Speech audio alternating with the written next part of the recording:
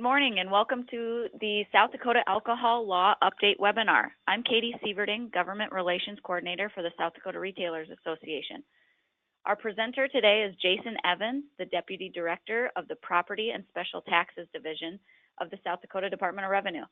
He deals primarily with the special taxes aspect of the division, including alcohol and tobacco taxes. Before we get started, I just have a couple of things. The phones of all attendees are muted so that we won't be hearing any background noises. We'll have a question and answer period at the conclusion of the presentation. If you'd like to ask a question, go to the panel on the upper right corner of your screen. There's an orange arrow that you may need to click to maximize that panel. In the questions box, type your question and click on send. At the conclusion of the presentation, I'll read the questions out loud and Jason will provide the answers. I'll turn it over to you, Jason. Great. Thank you, Katie, and thanks to all of the listeners of the webinar this morning. I know that the alcohol seems to be a hot topic lately, so I appreciate the opportunity to have an opportunity to talk about some of the law changes that are going to be taking effect after this past legislative session. And I appreciate the fact that so many of you have signed up to listen to this babble. So thanks, Katie, and thanks to all of you that are listening.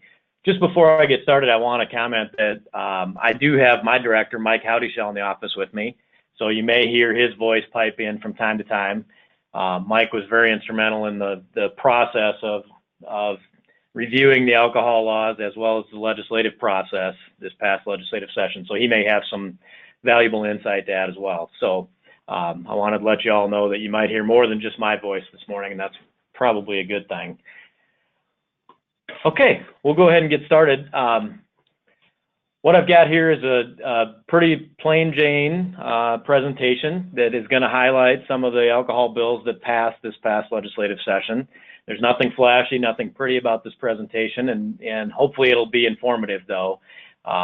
So kind of how we got to where we are today, I guess, is that last legislative session and many of the preceding sessions have been pretty active as it relates to alcohol issues.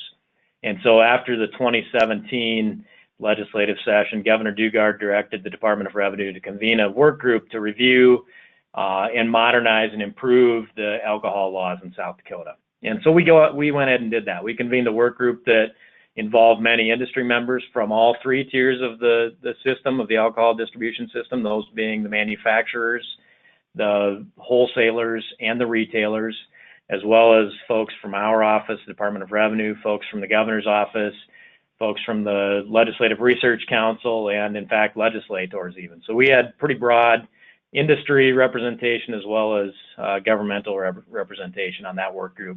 I think all told, we had about 26 people that participated on that work group throughout the summer and fall last summer.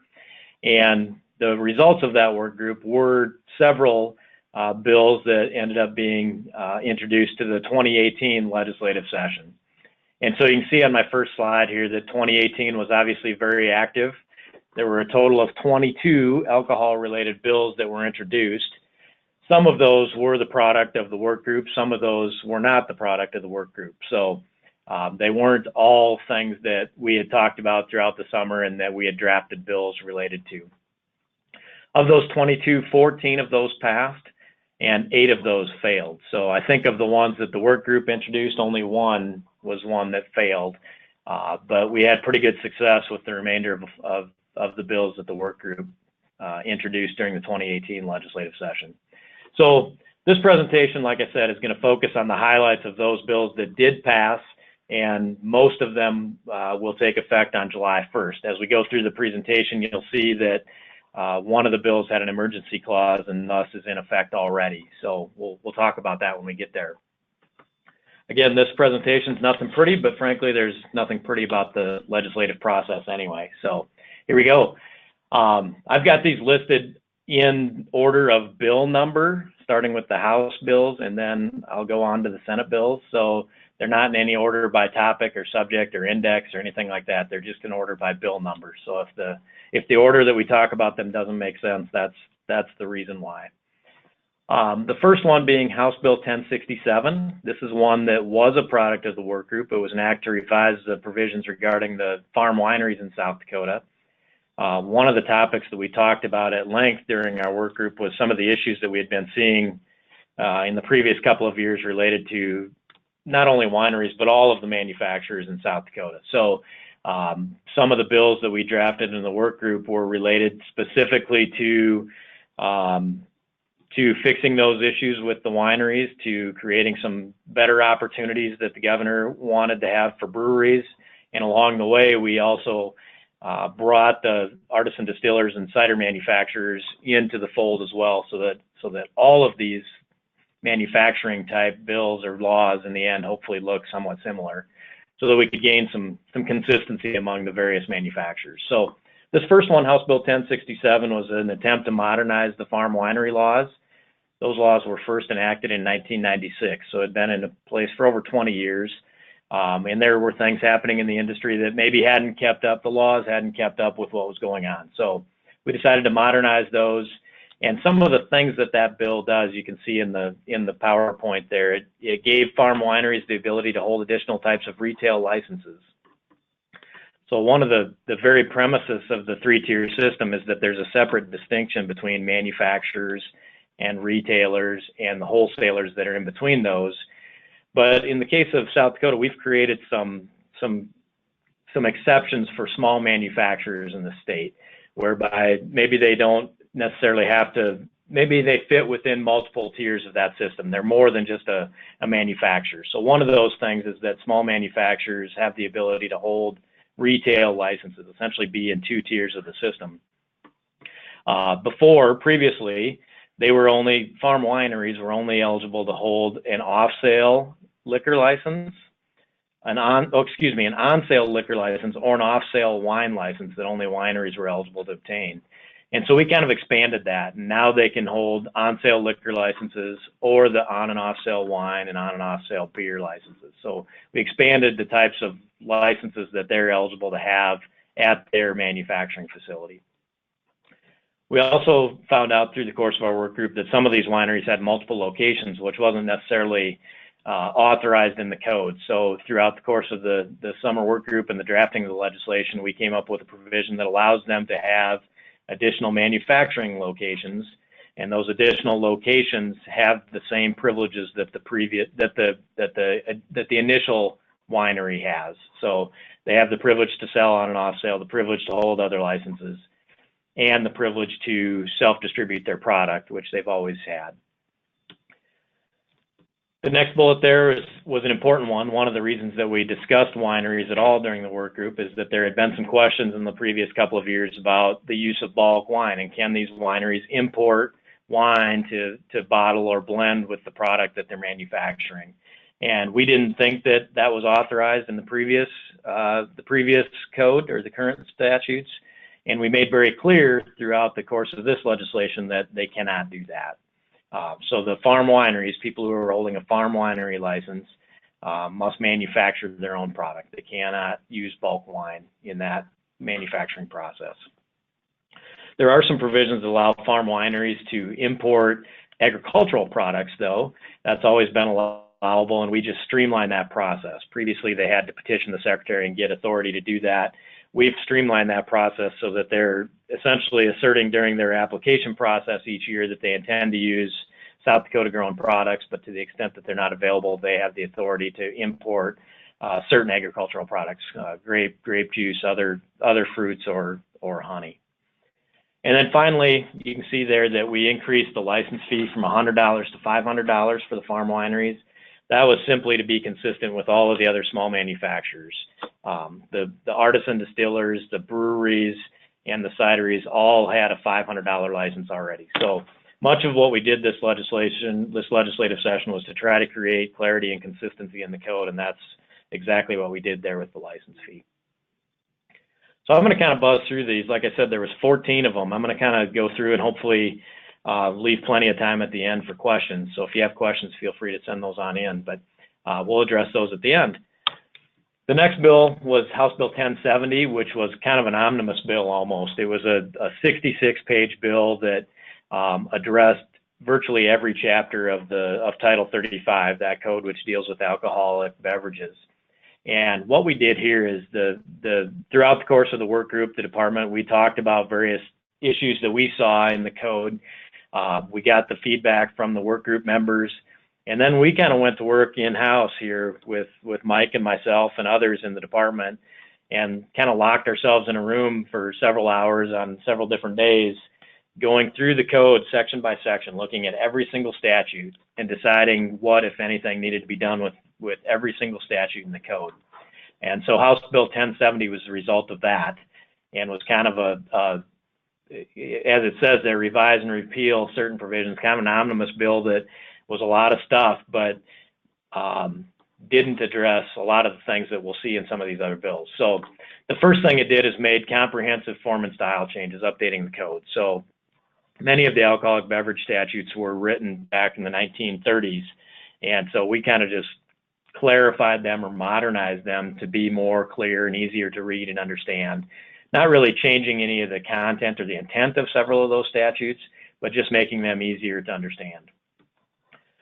The next thing it did is repealed some obsolete provisions and combined certain statutes. So as we were going through that code section by section, we found lots of statutes that over the course of the years, things had changed, making certain statutes obsolete or irrelevant anymore. And so they were just simply missed throughout the legislative process over the years, over the course of the last 80 years. And so we repealed those that were no longer needed. Sometimes we found some statutes that looked very similar to a different statute somewhere else in the code, and so where possible, we combined statutes to hopefully eliminate and streamline the code. So those first two really were cleanup stuff, but we did do several things that were substantive changes, and I'll kind of detail those and spend some time on those because I think this is the bill and these are the issues that will impact you guys at the Retailers Association the most probably. So the first bullet there I've got is that it created some consistency for the age of sellers. And what we had as we were going through the code, we found that there were several, well, at least two different standards depending on what type of license you had. If you had an off-sale license, there was one standard. If you had an on-sale license, there was a different standard. And so what we decided to do is create some consistency there so that it's easier to understand and easier to explain to folks like yourself, the licensees that are holding those licenses. And the way it ended up is that 18 to 20-year-old, obviously if you're 21, the clear standard is if you're 21, you can sell and serve alcohol. That's not a problem. Where there was inconsistencies is between the 18 and 20-year-olds, 18 to 20-year-olds. So what we came up with is that if you're between the years of 18 and 20, you can sell or serve alcohol if less than 50% of the gross sales are from the sale of alcohol, or if the licensee or somebody who's at least 21 years old is on the premises at the time of the sale. So an example here, if you're a C-store that only has 10% of your sales are the sale of alcohol, you can have somebody that's 18 working the cash register and selling alcohol at the C-store. If you're a bar that clearly, 95% of your sales are the sale of alcohol, that person 18 to 20 can only be there if the licensee is also there, the person who holds the license, or if there are 21-year-old people there as well at the time that you're making that sale. So hopefully that's a clarification, a little bit easier. Regardless of the type of license you have, we've got the same standard. And it maintains the current prohibition of anyone under 18 years old selling or serving alcohol. So you clearly have to be at least 18 years old, no matter what type of license, in order to sell or serve alcohol. And that didn't change. The second bullet there is that we created some consistency amongst the days of operation and the hours of operation for both on-sale and off-sale licenses. Again, we had a different standard depending on the type of license that you held. So typically the malt beverage licenses by state law could sell 7 days a week, 365 days a year. However, the liquor licenses, what I'll categorize broadly as liquor licenses, had a prohibition from sales on Sundays or Memorial Day or Christmas Day, with an exception that the municipalities or counties could allow Sunday sales and Memorial Day sales by ordinance. So, you might have a bar down the road that had a liquor license. If that's the only license they had, they couldn't be open on Sundays or Memorial Day or Christmas Day. But the bar up the road that only had a beer license could be open all of those days. So there wasn't a clear standard. So what we did is kind of created a consistent standard among all of them, saying that all of the license types, regardless of what type of license you hold, can sell 7 days a week, 365 days a year between those hours of 7 a.m. and 2 a.m. However, the municipalities, if they so desire, can still be more restrictive by local ordinance. And I think the more restrictive thing kind of falls in line with many things throughout the alcoholic beverage codes. I think the cities and counties in many areas can be more restrictive than what the state law is, but they cannot be less restrictive. So again, we created some consistencies there, and hopefully that helps out with determining how and when and what days and hours certain licensees can be open. And hopefully it makes it easier for the Retailers Association too, because I think that each year they were, at least once a year, publishing a full page in their newsletter, kind of trying to explain who can operate when and at what times. So I hope that creates some consistency and some ease amongst those days and hours of operation. So continuing on with House Bill 1070, this 66-page cleanup bill, we created some authorization for temporary licensees to be held at the same premises as a permanent on-sale licensee. And so just kind of as a side note, with the Alcoholic Beverage Code, essentially everything is prohibited unless it is specifically authorized. There's a statute that says you essentially can't sell, make, produce, transport, store. You really can't do anything unless Title 35 authorizes it. And so what we were running into is some of these special event licensees, so your nonprofit, charity type events, civic, charitable, educational, fraternal type entities that were obtaining temporary licenses, would want to hold those fundraiser events at a place like the Dakota or the Holiday Inn or some other premises that already had a license. And that was not authorized in the code and was creating some problems over the last several years. So recognizing that issue, and that typically those events are held at a place like that, we created an exception, an authorization to allow for those special events, nonprofit fundraiser type events to happen at a premises that already has an on-sale license. So hopefully that'll help those types of entities a little bit. We repealed the requirement for solicitors and dispensers to obtain a license. Solicitors being those salespeople or marketing people for the manufacturers or the wholesalers. We had hundreds of licenses or people that were required to buy a $25 license just to do their job to market and sell product, sell alcohol. And so we went ahead and thought that was not necessary, that the very license you have by having a manufacturing license or a wholesaler license was probably sufficient to allow your employees to solicit sales of that product. And so we got rid of the requirement that they purchase that $25 license. They can still do their job. The authorization is in the code to do many things that they do, but they just don't need to have a license to do it. And likewise with the dispensers. So dispensers are typically the medical practitioners or the research labs that were buying licenses that authorize them to use alcohol for scientific or medicinal purposes. And again, that was a $10 license. We only had a handful of them. We decided we didn't need to bother collecting $10 from these folks. We left the authorization in the code for them to do what they do without requiring them to have a license to do it. So the next bullet there is that we repealed several on-sale or off-sale malt beverage licenses and combined them all into one. And this is one that probably hits you guys right at home, the retailers anyway. And we've had a lot of questions about this throughout the course of the last couple of months, because right now is the time that those malt beverage licenses are being renewed. So both the retailers and the cities have got a lot of questions about this. But just for a little bit of context, for many years, the wine licenses have been an on and off sale license. There's one license that allows you to sell all types of wine, both on sale and off sale. But over the course of the years, we've somehow come up with at least 4 different licenses that have some variation of malt beverage or malt beverage and South Dakota wine. And so just for ease of consistency here and ease of administration, we decided that it would be prudent to go ahead and combine all of those licenses into one, very much like the wine license is. And so right now, the off-sale malt beverage license, the on and off-sale malt beverage and South Dakota farm wine license, and the off-sale malt beverage and South Dakota farm wine licenses all are going to go away on July 1st. They're going to expire on June 30th. And the remaining license is what is currently called the on and off-sale malt beverage license. That RB license is going to be the surviving license that gives you the privilege of all 4 of those licenses.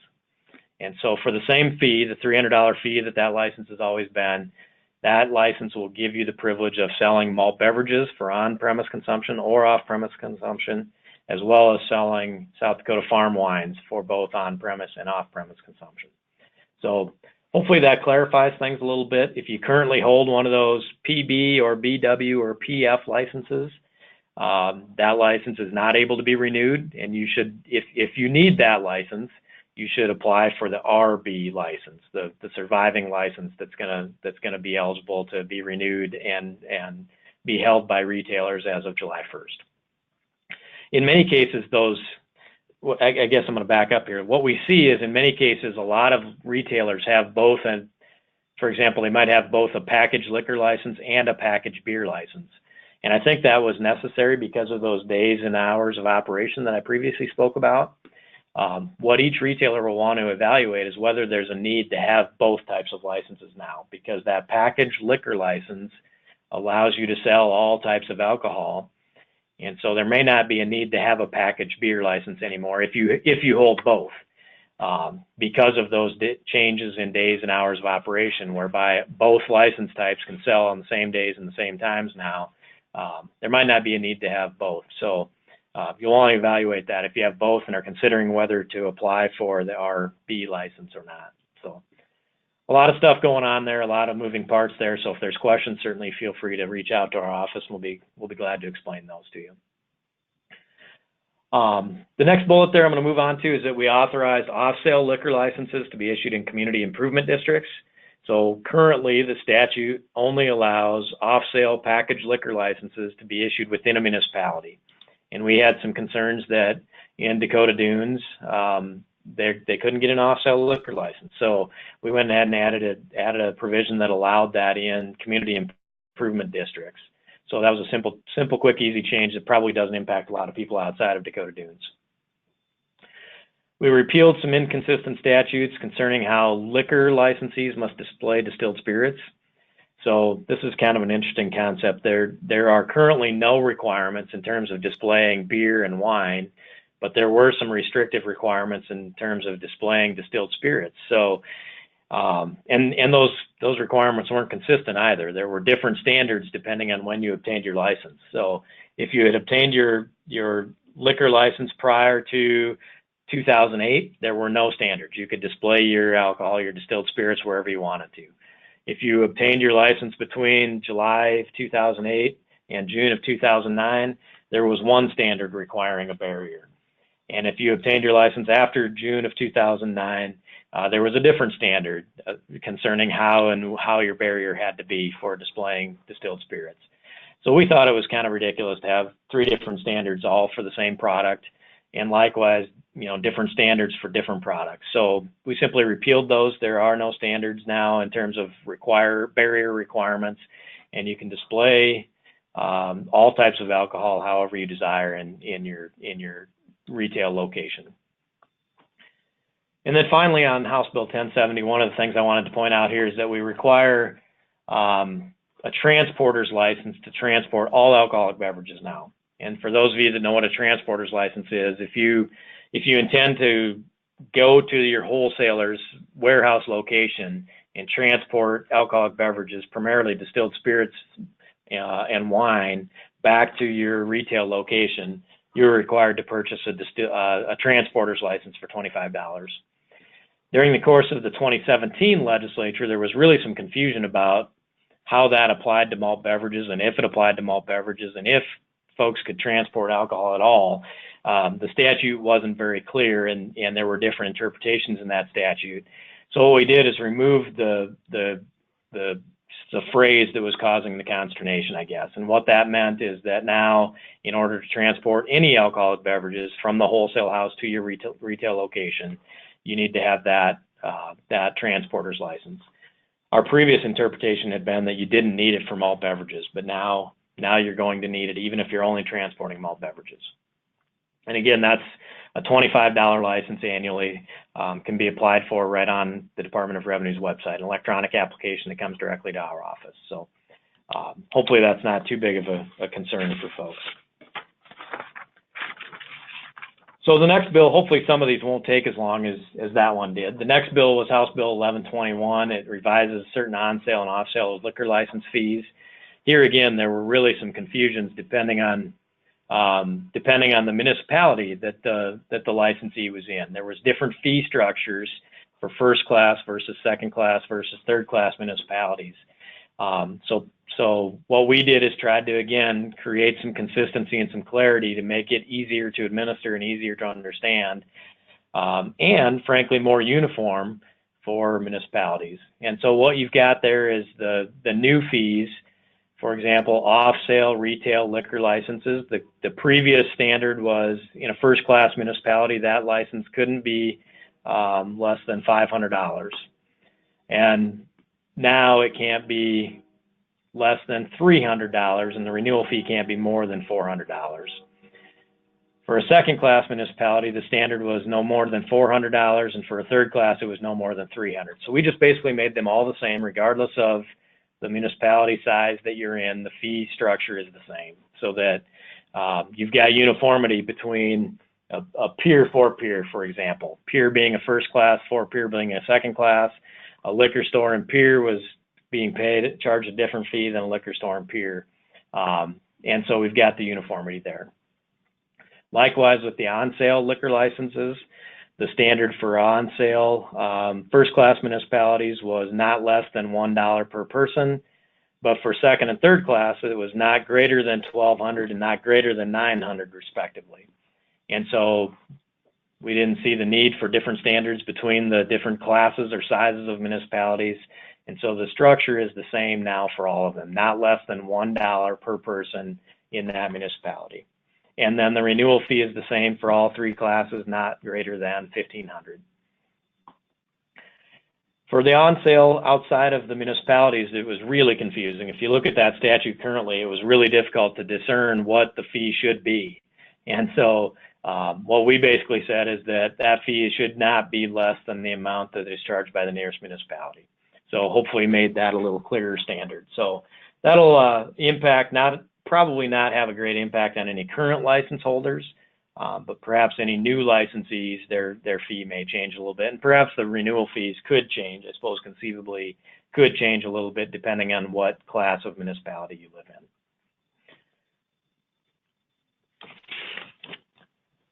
The next bill, House Bill 1146, was regarding provisions regarding carrier licensees and the consumption of alcohol aboard those licensees.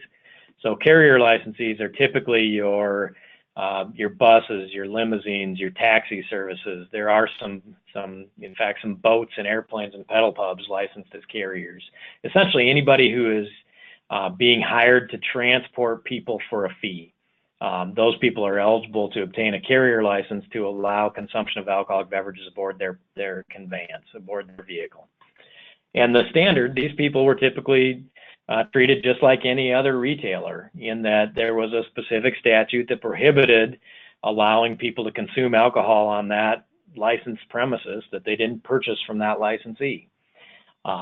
So we all know that people are bringing their own alcohol onto limousines and bringing their own alcohol onto pedal pubs and buses. It's been happening for years, and we know that. The enforcement was very difficult, but it didn't change the statute, and that it was illegal to do so. So during the 2017 legislative session, there was an attempt to change that to allow people to bring their own alcohol onto those carrier licensed retailers. And that bill failed during 2017. But we had a lot of discussions throughout the course of our work group throughout the summer of 2017 and fall of 2017. We decided to take another run at it. And so the work group drafted a bill very similar to the initial bill from 2017. And we introduced that through through an individual legislator. That bill got introduced during the 2018 session, and this time it passed. So now it allows for licensed carriers, if they have that carrier license, to allow their passengers to bring their own product aboard their vehicle for consumption on that vehicle, so long as it was unopened when they bring it. They can't have an open container when they bring it on, and so long as they purchased it from the South Dakota retailer.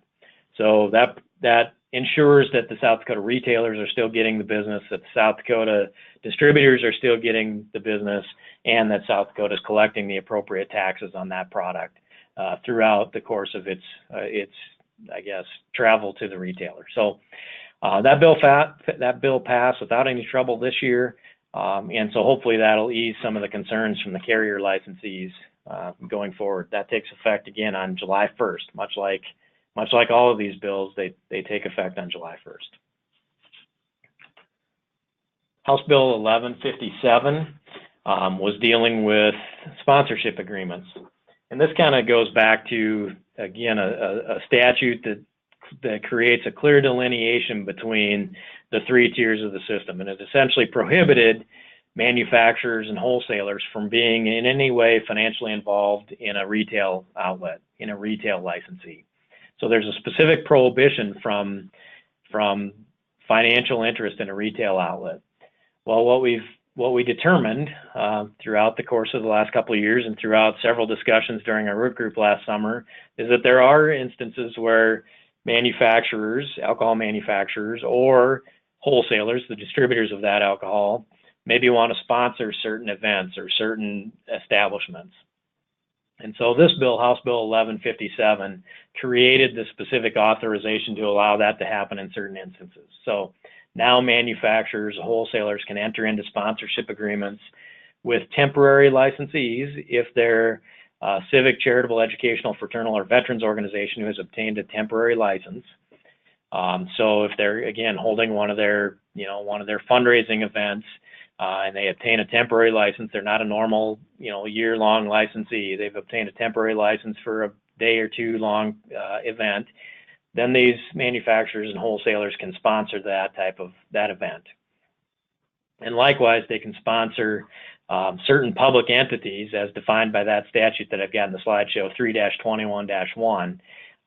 So I think the intent here was to allow sponsorship of places like the Denny Sanford Premier Center in Sioux Falls. That was one that we talked about at length during the work group. So certain public entities or public venues can also be sponsored by manufacturers and wholesalers.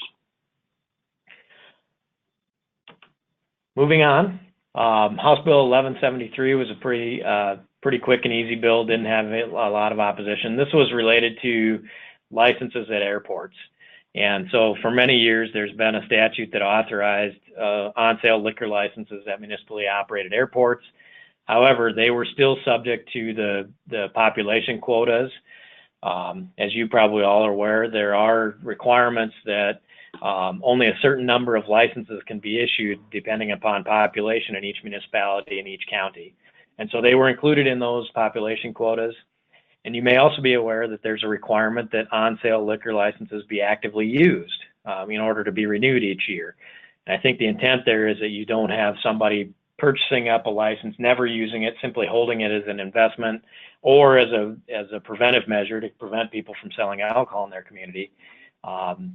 There's a requirement that those licenses be used, and there was these alcohol licenses at airports fell into that requirement as well. So what this bill simply did is exempt them from both the population quotas and from those active use requirements in case there are operators at small airports that don't operate for a couple of years. They can still keep that license at the airport without losing it, so that at some point down the road they can perhaps use that again if they need to. The one thing it also did is prohibited those licenses, because they're exempted from those quotas, prohibited those licenses from being sold or transferred anywhere other than at the airport. So pretty simple little bill, probably only impacts a handful of communities statewide, but that one seemed to pass without any problem.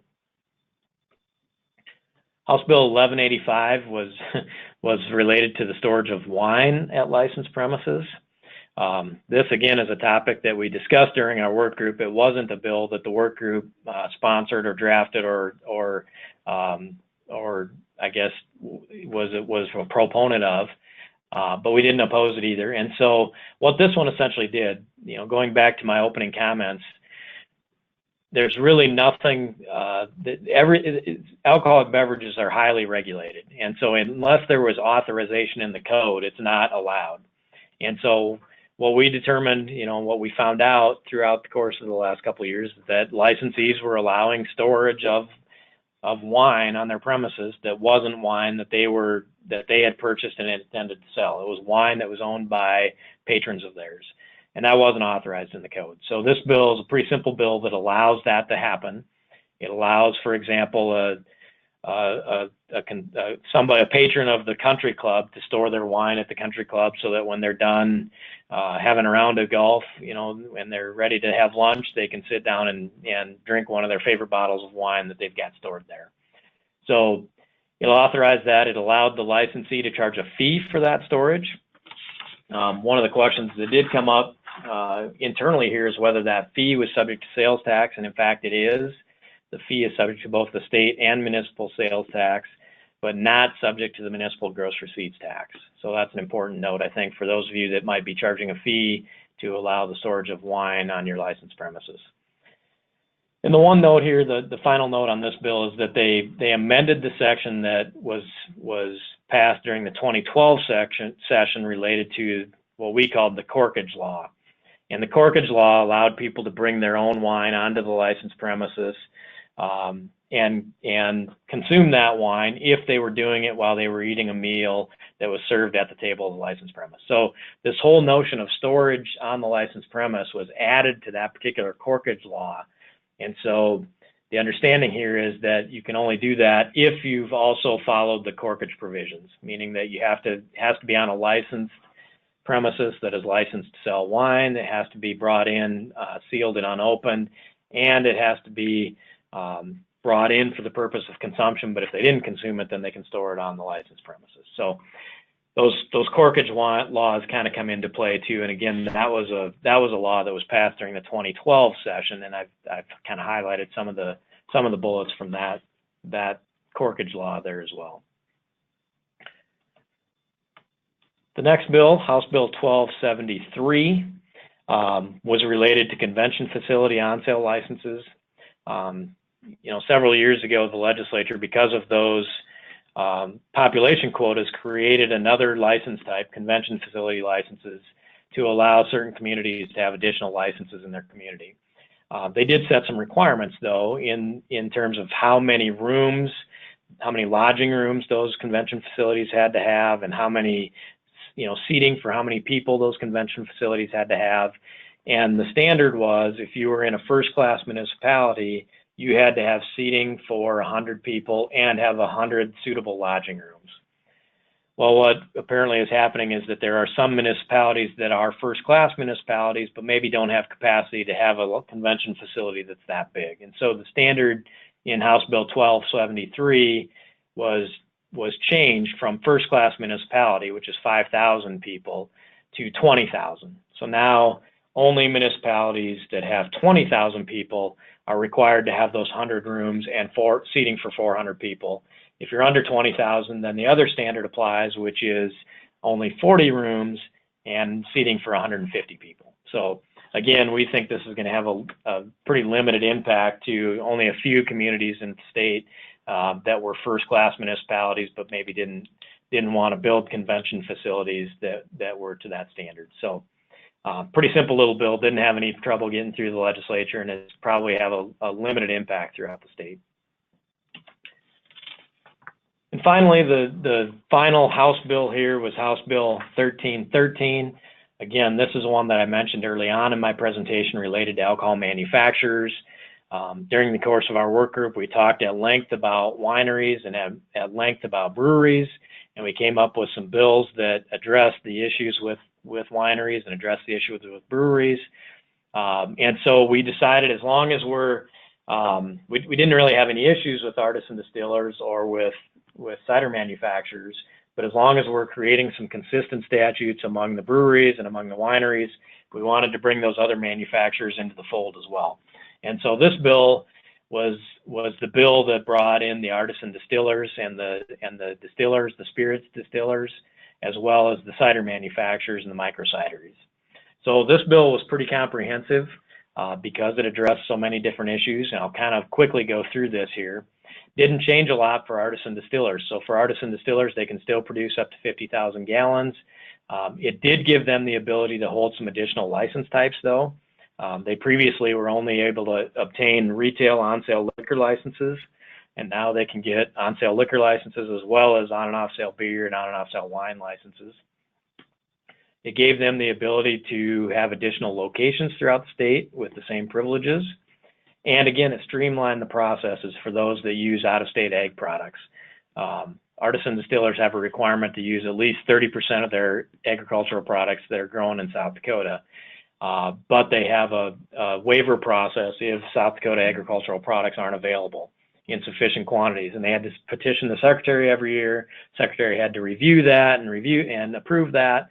And now, just like the wineries that I mentioned in House Bill 1067, we've streamlined that process so that they can simply acknowledge during the application process that they intend to use South Dakota grown products, but to the extent that they're not available, they've got the authority to import agricultural products from outside of South Dakota. So you'll see some very clear similarities between that bill and the 1067 bill, and later the bill we talk about with malt beverage manufacturers. For the distillers, for those distillers that don't meet the requirements of being a South Dakota artisan distiller, meaning they don't want to use South Dakota products, or perhaps they're producing more than 50,000 gallons, these are the bullet points that deal with them. They can sell spirits in unlimited, manufacture and sell spirits in unlimited quantities. They can only sell their products to wholesalers or to consumers for on and off sale consumption. They cannot self-distribute their product like the artisan distillers can. And their fee, just for uniformity, went from $4,000 down to $2,500. So throughout the course of all these bills, we created kind of 2 tiers for wine, 2 tiers for beer, 2 tiers for spirits, and 2 tiers for cider. And you might recall during my conversation about the wine, that fee went up from $100 to $500 to be consistent with the smaller manufacturers. In this case, the fee is going down from $4,000 to $2,500 to be consistent with all of those other large manufacturing licenses. So still continuing on with 1313 and addressing the cider issue, the micro cideries, they can now produce up to 12,000 barrels. That's up from 5,000 barrels from what it previously was. They can sell their products to consumers for on and off sale consumption. They can sell it to wholesalers, and they can self-distribute up to 600 barrels. And kind of where that 600 barrels came in, we'll talk about it later when we talk about the malt beverages provision, but there was a lot of compromise made with that malt beverage manufacturing and microbrewery bill. And one of the compromises was how much could they self-distribute. And so what we did here after that compromise was struck with malt beverages, micro ciders, and cider being treated very similar in the marketplace to beer, we kind of followed the same format and the same consistency, I guess, amongst the cideries as we did with the breweries. So that's why we've got up to 600 of those 12,000 barrels can be self-distributed. They can hold other types of retail licenses, much like all the other manufacturers, small manufacturers, and they're permitted to have 5 additional manufacturing locations. Again, as we go through all these bills, you're going to see some consistency among all these manufacturing types of licenses. So might not impact a lot of you that are listening in from the Retailers Association, but I'm certain that some of the manufacturers are members and are probably listening in as well.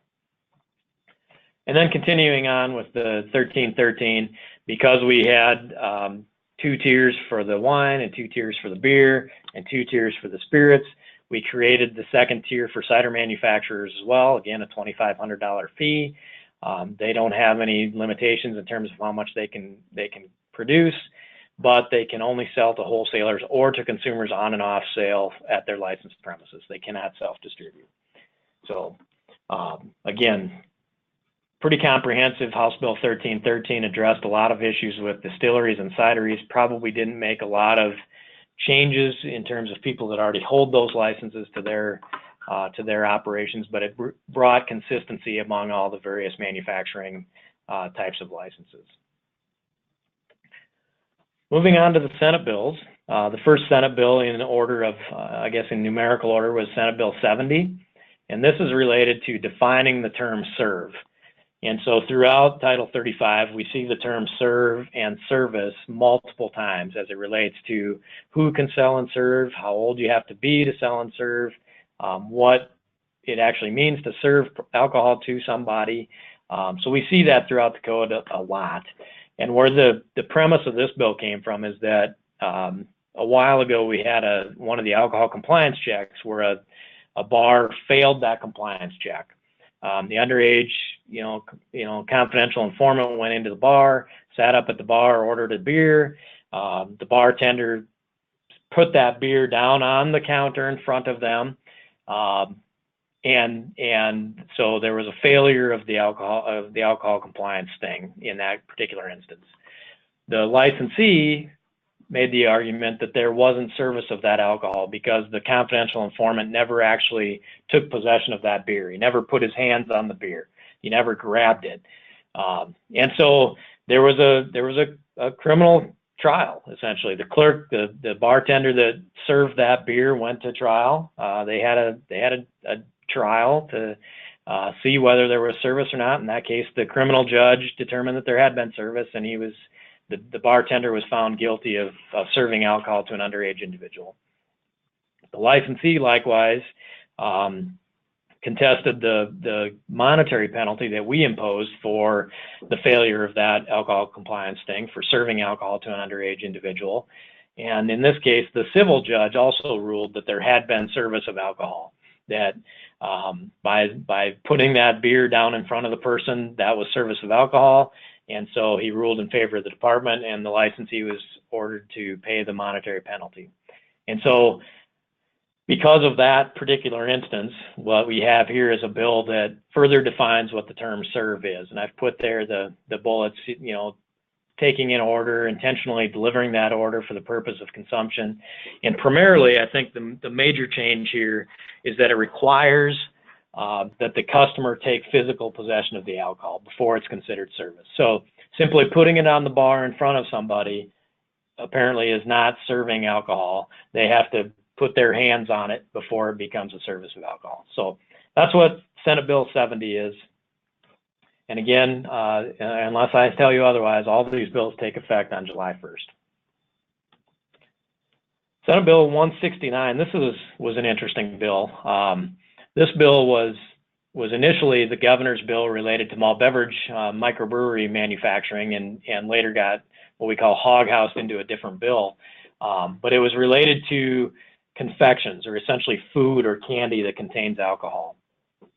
And the governor's bill got melded into a different bill that we'll talk about next. But for people that make food that contains alcohol, whether it be cupcakes or candy, something of that nature, again, there was an old statute, not in the alcoholic beverage statutes, but an old statute that essentially prohibited that, prohibited it in its entirety. You cannot in South Dakota sell or produce candies or confectionaries that have alcohol in them. And so Senate Bill 169 sought to reverse that. And what it does is it allows people to produce or sell candy that contains less than 0.5% alcohol by weight. And I think where that 0.5% comes from is that in the alcoholic beverage code, in order to be defined as an alcoholic beverage, a beverage has to have at least 0.5% alcohol. So they use the same standard in this particular instance, that if a candy or confectionery or cupcake or whatever it is, ice cream, whipped cream, whatever it is, contains less than 0.5% alcohol, anybody can sell that product. If it contains more than 0.5% alcohol by weight, then only certain retail alcohol licensees can produce or sell that. And so those certain retail alcohol licensees that are listed in the code or in the bill were the on-sale liquor license holders, on and off-sale wine license holders, on and off-sale beer license holders, or interestingly, I'm not quite sure how this one got in there, but liquor licenses that are held at publicly operated airports, that one is also listed in there. So if you were one of those 4 license types, if you hold an on-sale liquor license or an on-sale liquor license at an airport, or wine or beer on and off-sale licenses, then you are able to produce and sell candy or confections that have more than 0.5% alcohol by weight. And then it also authorized 2 years ago during the 2017 legislative session, there was a license created that allowed delivery of certain alcoholic beverages. And so if you are a license holder that holds one of those package delivery licenses, you can further deliver these products, these confections, these candies, these cupcakes, whatever they are, that contain alcohol in them. And then finally, this one was because it was impacting existing businesses, and existing businesses had to shut down for a period of time when they found out about this old law. This one had an emergency clause. The legislature deemed it to be an emergency, put an emergency clause on it, which means that it took effect immediately upon the governor's signature. So on March 9th, when the governor signed this one, this bill went into effect. It doesn't have to wait until July 1st. So that was an interesting bill related to alcohol. Probably doesn't impact our department a lot because we don't regulate alcoholic food, and it's in a different section of code, not the alcoholic beverage code. But it was an interesting bill related to alcohol, so I thought I'd mention it for you folks today. Senate Bill 173 was the bill related to microbreweries and malt beverage manufacturers when it was initially a governor's proposal. He wanted to create some opportunities for malt beverage manufacturing in our state. So this is one that had the governor's name on it, that we talked extensively about during our work group last summer and fall, and that we worked on to draft a bill that would meet the needs of the microbreweries and the malt beverage manufacturers. And so essentially what it does is for the current microbreweries, it allows them to manufacture up to 30,000 barrels, and that's an increase from 5,000 barrels. We had some microbreweries in the state that were bumping up against that 5,000 barrel limit, so it allows them to produce now up to 30,000 barrels. So that's a nice increase for them. It allows them to sell their products to consumers for on and off sale consumption. They can sell their products to wholesalers, and they can self-distribute up to 1,500 barrels annually to retailers. So that 1,500 barrel self-distribution, that was a compromise between some of the brewers that wanted this bill to pass and some of the other opponents to the bill. And so it allows for limited self-distribution of 1,500 barrels. And so you can kind of see some of the consistencies here between this bill and the farm winery bill and the micro cidery bill that we talked about in House Bill 1313 and the artisan distiller bill. There's a lot of similarities in that we were trying to create consistency amongst all of those various small manufacturers. It allows these microbrewers to hold other manufacturing licenses and other on-sale licenses. So they can now hold on-sale liquor licenses, on and off-sale wine licenses, and on and off-sale beer licenses, and it permits them to have up to 5 additional manufacturing locations. So again, throughout the course of our work group, we determined that some of these folks had additional locations, and so we were attempting to essentially authorize them to have additional locations throughout the state.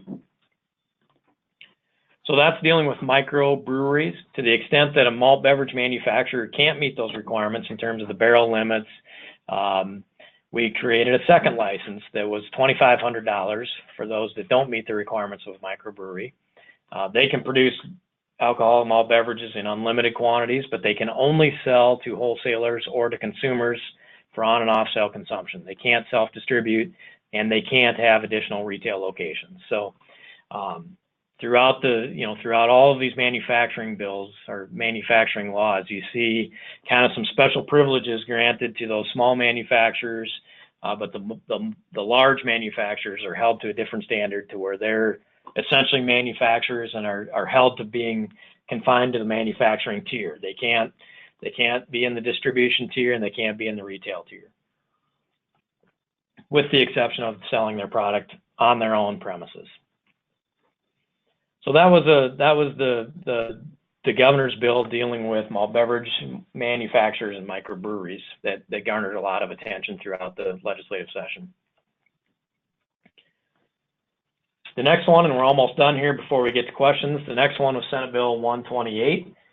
Senate Bill 128 was a lot of stuff related to, again, these civic, charitable, educational, fraternal, or veterans organizations. These organizations that typically are eligible to obtain temporary type licenses for their fundraising events. And so during 2017, there was a bill that was introduced that would have allowed manufacturers and wholesalers to pour alcohol or serve alcohol at special events conducted by those types of entities. Throughout the legislative process, which is oftentimes messy, the manufacturers remained in, but the wholesalers got amended out of that bill, meaning that for the past year, only manufacturers had that privilege. The wholesalers didn't have that privilege. And so Senate Bill 178 during 2018 kind of revisited that issue and inserted wholesalers back into that so that they also can pour and serve their products at these temporary fundraising type events. Also, there was the next bullet there was a specific rule that prohibited the donation of alcohol from wholesalers. And so what we've done here in this bill, in Senate Bill 178, there was apparently a want and a need by certain licensees to allow and accept donated products. So this bill authorizes manufacturers of alcohol and wholesalers of alcohol to donate their products to these special event licensees only, to only civic, charitable, educational, fraternal, and veterans organizations who have obtained a temporary license for their special event. And then finally, another change in this last bullet point is that it allows those temporary licensees, special event license holders, to purchase their alcohol from either wholesalers or off-sale retailers.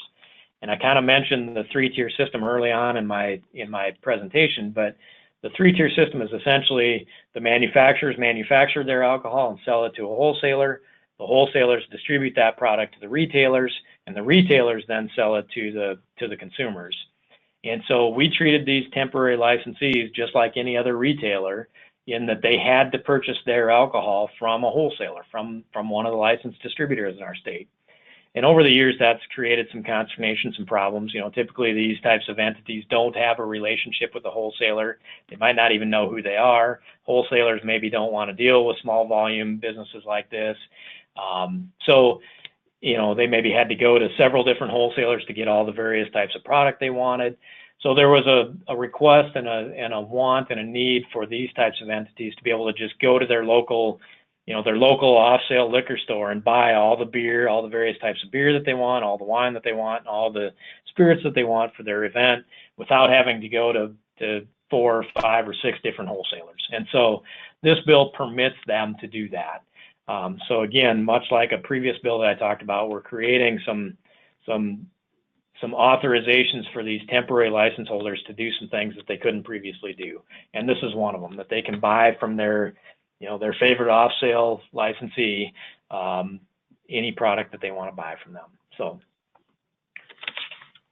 the last bill, and then I'll open it up for questions, was Senate Bill 187, which was related to wine manufacturers.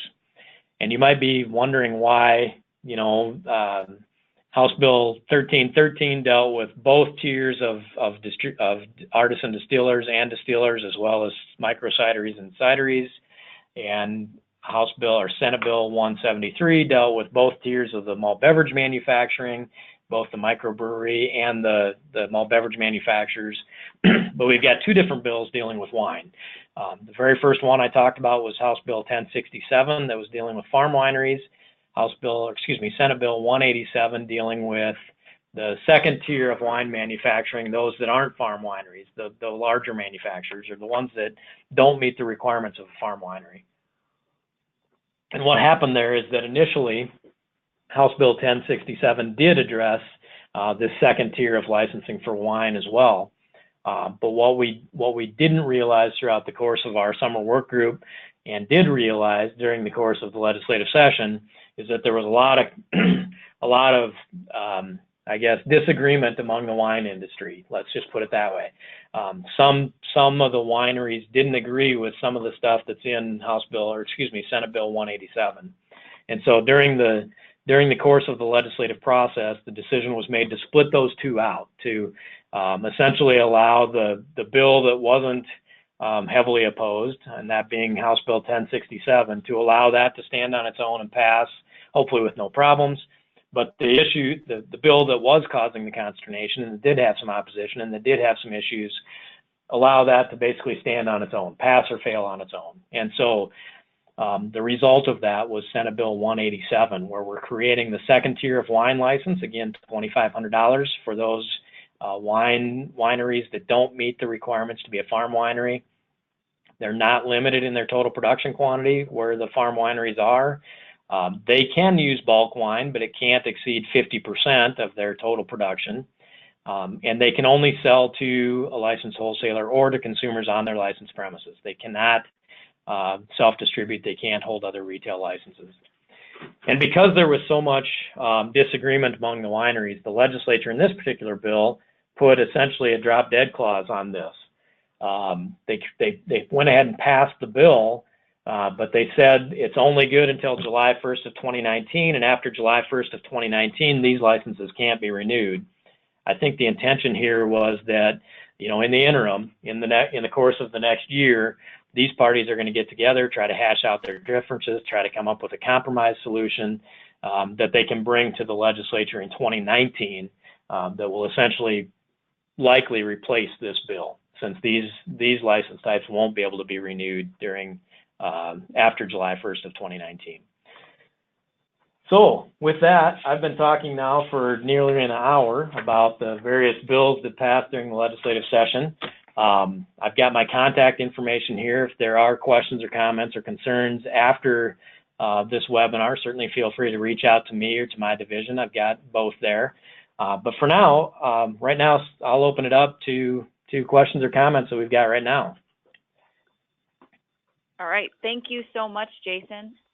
Again, we have some questions coming in, and I'll read those in just a second. But if you would like to ask a question, on the panel should be the right-hand side of your screen, there should be an orange arrow button you may need to press to see the question area. And then you can just type in your question and hit send, and we will ask them as they come in.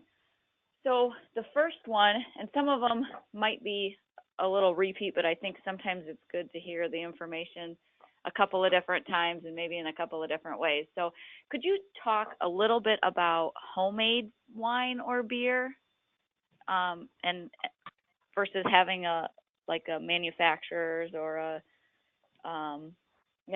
manufacturer's license? Sure. Thanks, Katie, and thanks to whoever asked the question here. There are some authorizations in the code that allow for somebody to manufacture up to 200 gallons of wine or 200 gallons of beer for personal use only. So you can, in Title 35, you are authorized to produce up to 200 gallons for your own personal use without having any type of license. And that's within a calendar. Yes, within a calendar year. Thanks, Mike, for clarifying that. 200 gallons within a calendar year for your own personal consumption without any type of license.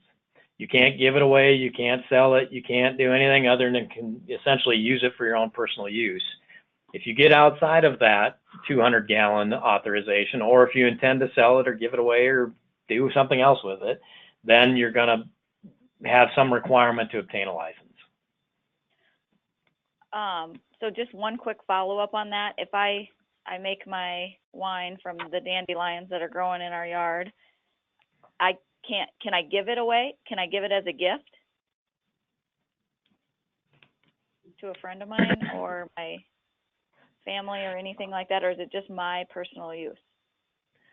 The statute says for your personal use. Whether that includes, gifting it to somebody or not, I don't know. Sorry. That's a good question.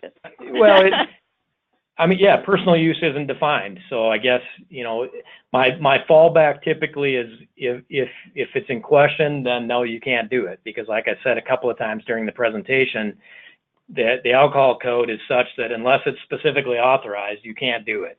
So if you're going to, Katie, if you're going to pin me down and make me answer, I'm going to say no. Okay. All right. Okay. Well, I know. I always have these kind of questions for you, I feel like. So, I know you do. so the term serve then, if we're talking about exceptions, the new Senate Bill 70, how does that apply then, like a grocery store or a C store or some off sale type store? Is it still, when it's rung up, or we get that question frequently? Sure. In the context of the reason that bill came about, it isn't really an issue for off sale establishments, because typically in a compliance check, where they're sending in a confidential informant that's underage, at the off sale establishments, they'll go in with a $10 bill or a $20 bill. They'll actually buy the product, and they'll give the clerk the money, they'll get the change, and they'll walk out with the product. So typically service doesn't become the question, because they've made a sale, and sale is defined in code as well as the transfer of consideration for the transfer of title of the product. So in those cases, oftentimes they fail because they made a sale, not because they served anybody. Whereby in the on sale establishments, oftentimes these underage folks go in, they sit at a table or at the bar, they order a beer, they wait for it to be served, and they don't grab it, they don't pick it up, sometimes they pay for it, but oftentimes at a bar you don't have to pay for your product right away. So oftentimes sale isn't an issue, it's the service. So I think in terms of the pure definition, though, that was created in Senate Bill 70, it would be the same at an off-sale establishment, that you wouldn't essentially have service until they took possession of that product. So until they grab the product, they haven't been served the product. Okay, thank you. You're welcome. The next question I have is, does a 501c3 need to have a temporary alcohol license when they are holding an event in an establishment that holds a current license? That one I think we talked about a little bit, but. Yes, let me expand on that. A 501c3, to answer the question specifically, yes. If they intend to sell alcohol, they need to have a license, and likewise, any entity that intends to sell alcohol needs to have a license, regardless of what their organization is. But 501c3 isn't the determining factor necessarily. What the statute says for people that are eligible to even obtain a temporary license is that they have to be a civic, charitable, educational, fraternal, or veterans organization. So, I don't know, maybe it's possible to be a 501c3 without being one of those types of entities. I don't know, but you have to be one of those types of entities to be even eligible to obtain a temporary license for a special event. Okay, thank you. What about, this is kind of jumping to a new topic, but what about, were there any changes made this session or possibly in 2017 to the number or amount of the free samples that can be given? Yes, there was. That was in 2017. So when you're talking about free samples, typically you're talking about an off-sale establishment. And so on-sale establishments already have the privilege of allowing people to consume product at their location. So they can give samples, and there's really no limitations there. At an off-sale establishment, however, that license, by its very nature is you're not allowing people to consume on the licensed premises. They're taking it somewhere else to consume it. So there was a provision that allowed very limited samples at off-sale establishments, and it was limited in size and limited in the number of different products that they could offer for samples, and limited in the number of samples that each person could consume at a given time. And I think in 2017, both the number of samples that an establishment can offer, the number of products that an establishment can offer, and the number of samples that each individual can consume were removed from that statute. Is that right, Mike? That's correct. Yep, it was Senate Bill 68 from the 2017 session.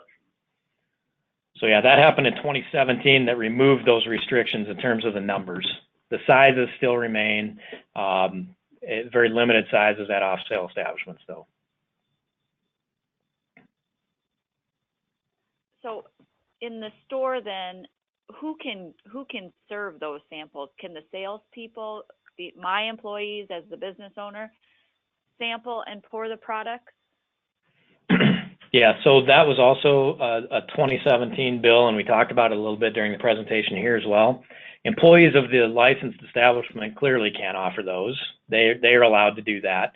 But during 2017, there was a bill that would have also authorized either the manufacturer's employees or solicitors to do that, or the wholesalers' solicitors to do that. During the process, the legislative process, the wholesalers got removed from that. So the bill that finally passed allowed the manufacturer's solicitors to be there. So you can, right now today, it can be either the employees of the business or representatives, employees, solicitors of the manufacturer of the product. One of the bills that passed this legislative session added in the authorization to have wholesalers' employees there as well. So representatives of the wholesalers can also be there now pouring after July 1st.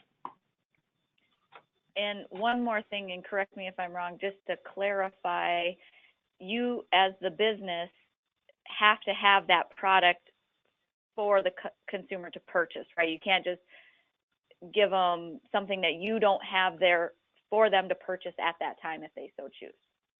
That's correct, Katie. It has to be a product that's in your inventory and able for them to purchase that day. Okay.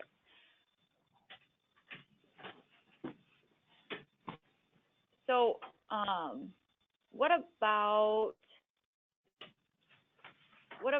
I got a question here that says, is there a license that we have to transport beer from the bar, so the business, to a local rodeo grounds?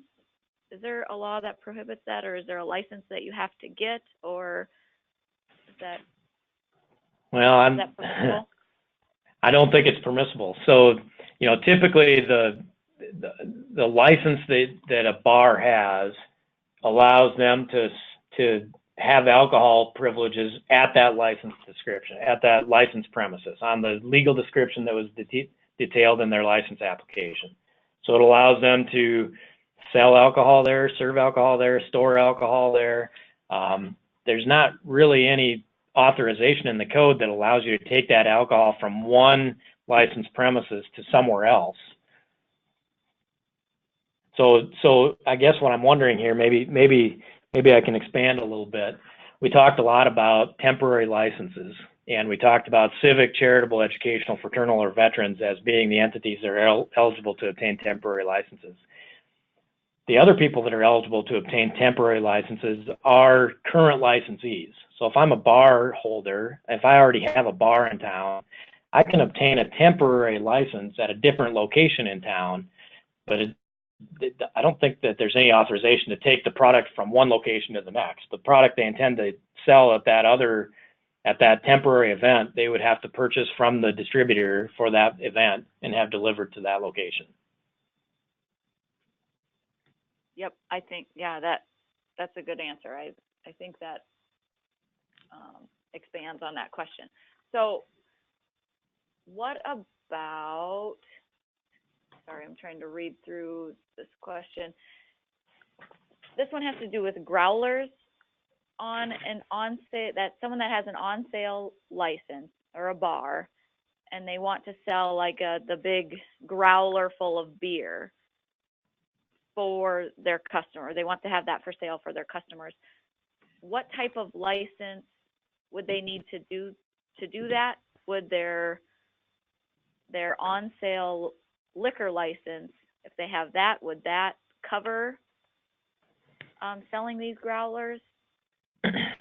Sure. Beer establishment? So what our typical response related to growlers has been is that you have to have some type of license that allows for off-premises consumption.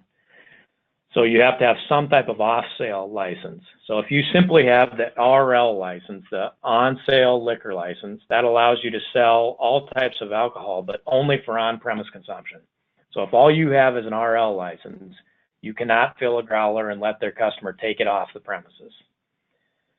Now, if you have some other license type that allows for off-premises consumption, so whether that be a packaged liquor license or the on and off sale beer license, then yes, then you can fill a growler and let them take it off the premises for consumption off the premises. But you have to have some license that gives you that off sale privilege. Okay. Talking about the age of sellers, and I guess we got a couple of questions, and I know these are changing on July 1, so maybe just touch on how it is now, and then if there's going to be a change. 35. Can someone that's 18 to 20 open a beer, or I think I know the answer to this part, but can they take the top off a beer and give it to someone? Can they mix a drink if there's someone over 21 watching them do it? So as we speak, Mike is frantically trying to find the statute because it's confusing, and that's part of the reason that in our House Bill 1070 we tried to clarify a little bit. But to your point, where 18 to 20-year-olds are even authorized to sell and serve, it's simply that, to sell and serve. They can't mix drinks, they can't pour drinks, they can't be the bartender. So if it's an on-sale establishment, they can't go behind the bar and be pouring drinks. They can only, the bartender can put it on their serving tray and they can deliver it to the table. If they're at an off-sale establishment, they can, depending on if they meet that 50% threshold or not, if the majority of their sales are alcohol sales or not, but if they're at an off-sale establishment and they're under the 50% threshold, then I think they can do that sale without somebody 21 being there currently, can they not? That's correct. Yep. And so the current law reads, and I think this remains in the change that was made, and I think we might have even clarified it a little bit more, is that for purposes of that provision regarding the age of servers, sell or serve means to take orders for alcoholic beverages and to deliver the beverages to the customer. It does not include tending bar, drawing, or mixing alcoholic beverages. And I believe that the word pouring was added too.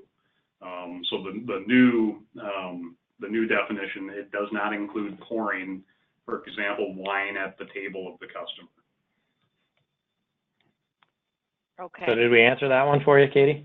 Yes, I think so. Okay. So then, as far as kind of that chart that you had referenced before, and the changes that are happening from the days and hours of sale, can you kind of give a brief? I know how it is now is going to be a little hard because there's a lot of different license types, but Memorial Day this year, what can we do this year as far as selling, not selling? Is it legal? Is it not legal? And how is that going to change for next Memorial Day? Okay. Yep, I'll try to address that.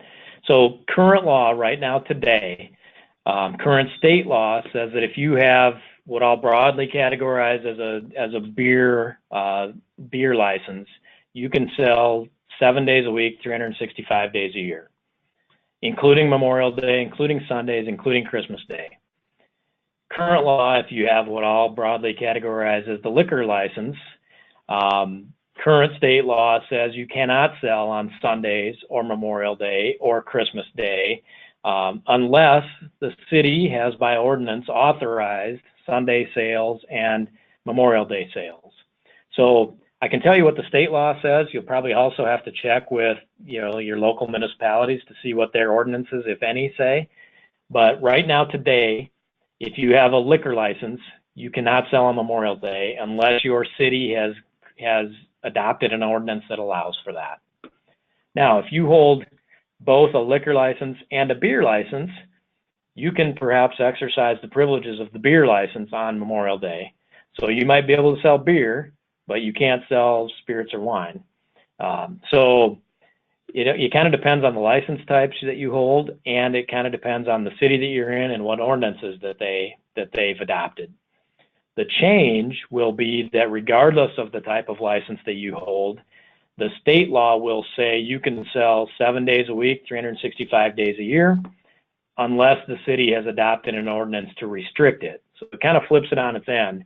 You know, current law requires the ordinance from the city be an authorizing ordinance, and as of July 1st, it's going to require the ordinance from the city to be a prohibiting ordinance.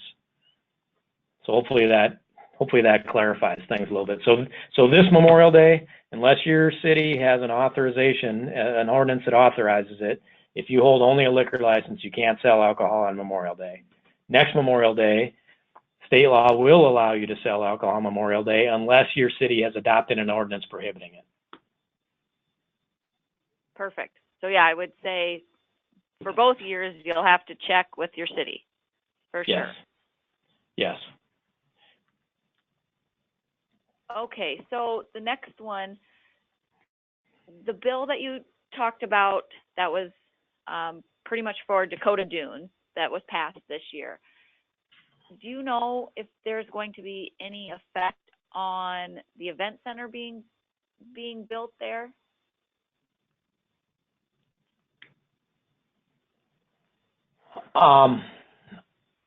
The bill that we related to, that I referenced related to Dakota Dunes, was simply for an off-sale liquor license.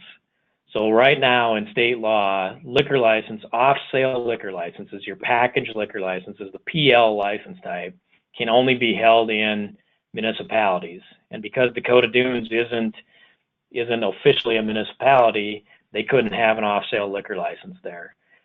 Now, when we're talking about off-sale liquor licenses, I guess I don't know what the question is referring to as it relates to the convention facility there, but this is, again, off-sale license. So it's typically, it's going to be a package, it's going to be a packaged liquor store or a C-store that sells liquor. I don't think it should impact any events that might happen at a facility such as that, because I'm thinking that would be more related to any events happening at that facility would be more on-sale type licenses.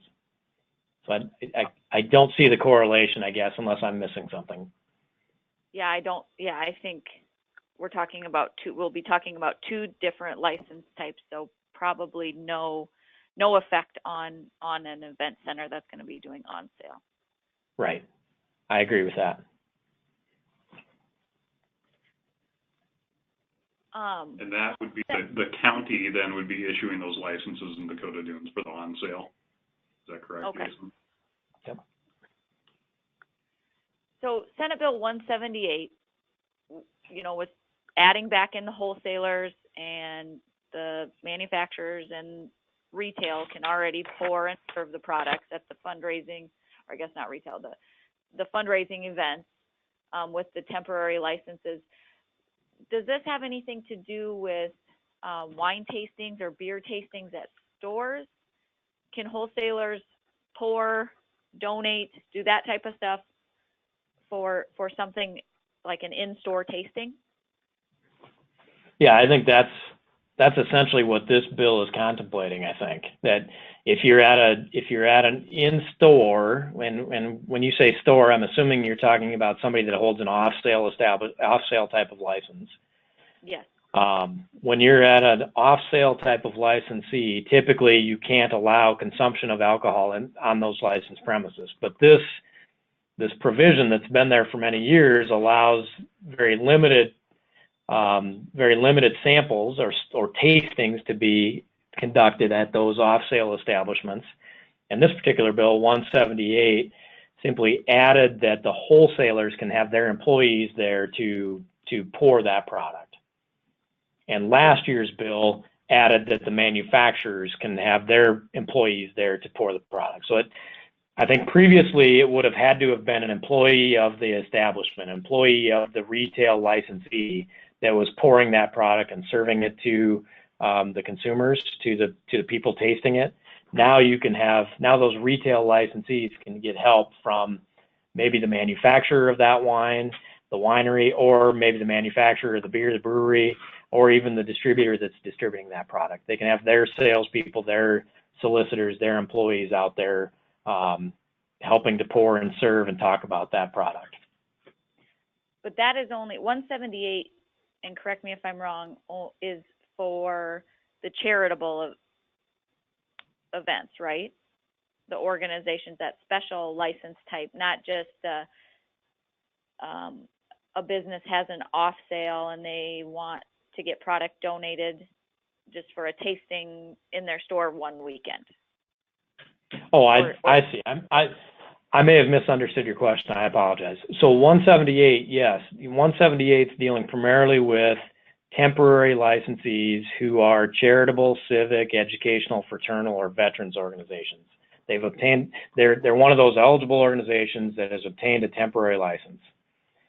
So that's what 178 deals with. There's some different provisions regarding wine tastings, and there's some different rules. In fact, we've drafted a tax fax dealing with tastings that we'll have to review and update after this year's legislative session. But some of those laws probably didn't change.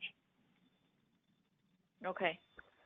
So on our website, on our website, we've got a tax fax dealing with tastings and samplings. Okay. Switching gears here, we have a question regarding stocking beer. So can I have an employee under the age of 18 stock beer? And I guess I would ask you to answer for both a C-store type or a grocery store, and then also maybe a restaurant that has a cooler beer on sale. They're not opening it, but they're stocking that cooler. Sure. Yeah, our response to that question has always been that yes, that somebody under 18 can do that. The one caveat that I always like to throw in is that, you know, the licensees need to be very mindful of what their employees are doing. And so to the extent that you have somebody that's underage that's stocking that product, I think it's even extra cautiousness is prudent there to make sure that they're not doing some things they shouldn't do. But yeah, the minimum age to stock product is whatever the minimum age to work is, whatever that is. Okay. Could you touch on the laws about taking a drink or a beer outside? So I think it'd be an on sale, a bar, restaurant that I would assume then that has like a patio or the sidewalk out front or something like that. What are the Sure. laws regarding taking a drink outside? Sure. So you're going to probably run into a couple of different things here. First of all, I'll reference the licensed premises. So every year when the retailer applies for their license, they define on that license what the licensed premises is. And so if they include their outside patio or their parking lot or whatever, then our guidance has been that entire premises that is defined on the license application is the area where they can consume alcohol. So typically, you know, we see those licensed premises as being, you know, lot 1 of block 1 of, you know, town proper, whatever. That probably includes the entire property. And so our guidance has been you can consume alcohol in that entire property. The one thing I will caution is that there's different rules for sidewalks because your licensed premises cannot include public rights of way, which is a sidewalk. And so there's specific statutes that deal with sidewalks. And secondly, I'd like to just comment that, you know, there are open container laws too. And so I think you probably need to be a little bit careful about, you know, if you're outside on a patio and as soon as you step off that licensed premises, if you've got that product in your hand, now you're dealing with an open container and you're subject to whatever those open container laws are. So, and those vary by community, I think. So in specific response to the question, the entire licensed premises is where you can consume alcohol, which oftentimes does include those patios and parking lots, et cetera. And Jason, I believe that for the sidewalk sales, that has to be permitted by ordinance by the municipality. Yes. To be able to have service and consumption on the sidewalk that's adjacent to the licensed premises. Yeah, I think that's right.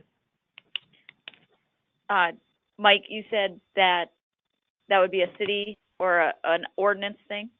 right? Yep, Is that what you so if said? the municipality has an ordinance that authorizes sidewalk sales, then the licensed premises can sell and serve on the sidewalk that's adjacent to their property. That law was actually amended a couple of years ago too. It used to be that only establishments where more than 50% of their gross receipts is from the sale of food could have sidewalk sales, but they amended that out of there. So now any establishment, including, you know, basically a full-time bar that doesn't have any food service, can have sidewalk sales if it's authorized by the municipality. Okay, thank you.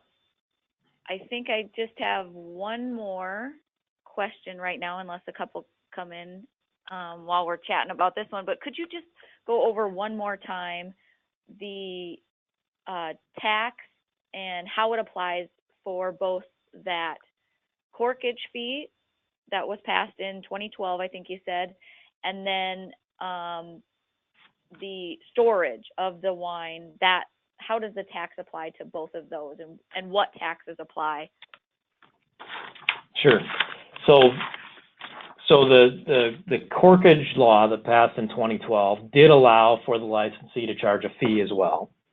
The House Bill 1185 that passed during the 2018 legislative session and allows people to store their product on the licensed premise and allows the licensee to charge a fee for that storage. Both of those fees are subject to sales tax. And what I said during the presentation and what we've been advised by our business tax division, the division in our department that administers the sales tax, is that fee is going to be subject to the state tax, the 4.5% state sales tax, plus municipal tax, so the 2% or 1%, whatever your general municipal sales tax rate is, but will not be subject to the additional gross receipts tax. So typically for alcohol sales, you know, it might be 4.5% state plus 2% for the city plus the 1% gross receipts tax. It's not going to be that additional 1% municipal gross receipts tax. It's just going to be the 4.5% state tax plus the general municipal sales tax rate that those fees are subject to. Okay. There are a couple more questions here about a farm winery. Can a farm winery get a temporary license and then transport wine to the their temporary license location? 35.4.124. Mike is looking up the statute right now, but I believe that in SDCL 35-4-124, that's the statute that has the listing of everybody that's available to obtain a license, a temporary license, and what types of licenses are available to be obtained. And so I believe that farm wineries are one of the eligible organizations in one of those subsections to obtain a temporary license. Is that right, Mike? Yes, yep. So anybody who's licensed under Chapter 3512, which is the farm winery, they can get a special on-sale or off-sale wine dealer's license in conjunction with a special event. Okay.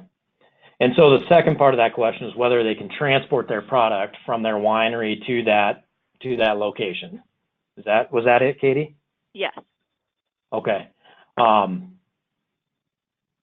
You know, wineries, South Dakota farm wineries, have the ability to self-distribute to retail locations right now, so they can transport their product, and I don't see why this would be any different to allow the winery to transport it from their retail location to another retailer, or from their winery manufacturing location to their temporary retail location.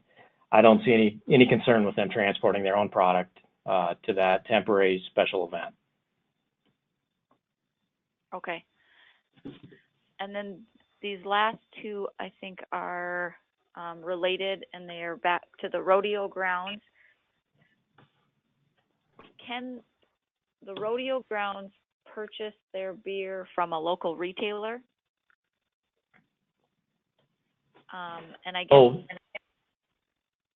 Yeah, let's talk about that a little bit. You know, right now today, any retailer has to buy their product from a licensed wholesaler or distributor. So right now today, no retailer, whether they're a temporary retailer, whether they're civic, charitable, educational, fraternal, or veterans, doesn't matter who they are, they've got to buy it from a distributor. Now, on July 1st, when this bill passes, temporary licensees, to the extent that they are civic, charitable, educational, fraternal, or veterans, will be able to buy their product from a licensed retailer. So in this case, you're mentioning a rodeo grounds. I don't know what type of license they have, but I'm guessing they don't sound like the type of entity that is one of those five. Doesn't sound like it's charitable, educational, fraternal, veterans, or which one did I miss? I missed one there. You got that civic. So they're probably not one of the eligible organizations to obtain a temporary license, and thus wouldn't be eligible to buy their product from a retailer. Okay. So then the second question, if they can't do that because of the type of license, or, they're not one of those civil, fraternal, charitable, etc., license or special events holders, maybe this doesn't apply, but maybe just clarify for those types of organizations, can they then transport the beer from the retailer? So if they are allowed to buy it from the retailer, depending on that civil status, charitable, fraternal, educational, can they transport it to the grounds, to their location, their licensed location, without a transporter license? Who are you asking? Are you asking if the retailer can transport it? The retailer that's selling the product, or the person actual buying? license? Sorry, the actual licensee. So the question says, can the rodeo committee transport the beer from the retailer to the grounds without a transporter's license? But if they can't, the question really is, if it's an organization that's eligible for the special event license, which makes them eligible to buy directly from the retailer, do they need a transporter license to get it from the retailer to where the event's taking place? Is that the question? Yes. That's a good question, and one that I hadn't contemplated yet. I will tell you that for permanent licensees who are going to their wholesaler to pick up product, we are requiring a transporter license, and the wholesalers are well aware that they have to ensure that the people picking up that product have a transporter's license. In this particular case, with these eligible special event licensees, temporary licensees, we don't ever see those licenses. We don't see those applications. Those are all handled at the local level. So, I don't know that we would even know about it, and probably the retailers aren't aware of the requirement that retailers have to have a transporter license. So what do you think, Mike? These temporary licensees, probably not required. I don't think they would be required to have one. Yeah. So the answer is we're not going to require them to obtain a transporter license. Okay. Thank you. Sorry, I kind of butchered that one, but oh, we got there. Yeah. So I think, a couple more, and then I think that's all that have come in.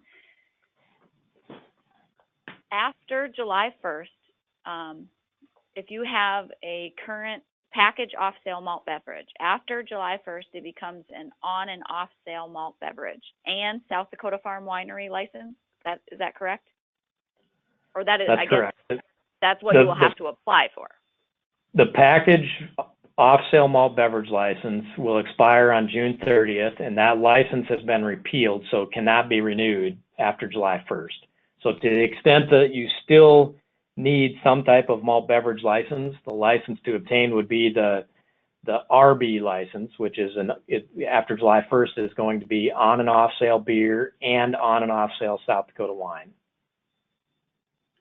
Now, it's important to note that there have been a lot of questions from municipalities regarding this change and how, maybe they have some zoning ordinances that don't allow on sale in certain areas. The municipality can certainly say, hey, as a condition of issuing this license, it only has off-sale privileges. You're not going to be able to, exercise those on-sale privileges. which is, we think is perfectly within the purview of the municipality. They can have more restrictive conditions on licenses, not less restrictive. So there could be situations where just because it's, you know, you went from a packaged beer to now you have an on-off sale beer license, the municipality still might say you can only exercise the off-sale privileges. Okay, perfect. Thank you. That was going to be my follow-up question, so that is perfect. I think that's all we have. I do want to point out that in the chat area of the webinar, Donna has uploaded or put 3 links, so you might want to click on them before you jump off there to the Department of Revenue's website and some of their different tax facts, which I think are very, very helpful. And they have a whole list of them that she put up there, just 3 of them, but you can take a look at all of them on their website.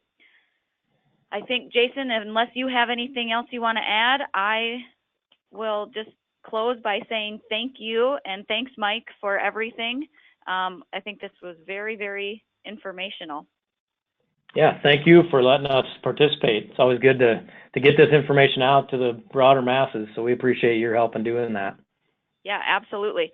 So one last note before we wrap up, this webinar was recorded and it'll be available on our website later this afternoon.